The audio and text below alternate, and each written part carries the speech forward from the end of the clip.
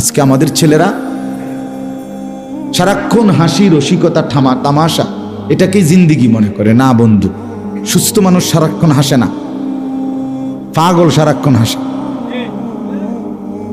স্বাভাবিক মানুষের মধ্যে গাম্ভীর্যতা থাকে, গাম্ভীর্যতা স্বাভাবিক মানুষের সিফাত। প্রয়োজনে হাসে, প্রয়োজনে কাঁদে। সুস্থ স্বাভাবিক মানুষ সারাক্ষণ তামাশা করে না। মানুষের জিন্দিগিকে আল্লাহ বানাইছে কর্মমুখর। মানুষ সারাক্ষণ কাজের ফিকির করে, কোনো না কোনো কর্মের ফিকির করে। এর স্বাভাবিক মানুষ বলে, সুস্থ মানুষ বলে। যার মাথায় কোনো ভালো কাজের, কল্যাণকর কাজের ফিকির নাই, সে স্বাভাবিক না, স্বাভাবিক না। একজন মানুষ, একজন ছেলে সারাক্ষণ মোবাইল টিপতে পারে না, তুমি অসুস্থ, তুমি ডাক্তার দেখাও।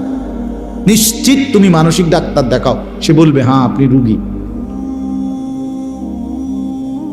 যে সারাক্ষণ মোবাইলে নারীর ছবি, নাচ, গান দেখে, আল্লাহর কসম তুমি খবর নাও, তুমি ডাক্তার দেখাও, তুমি জিজ্ঞেস করে দেখো, তুমি অসুস্থ, তুমি মানসিক রোগী, এটা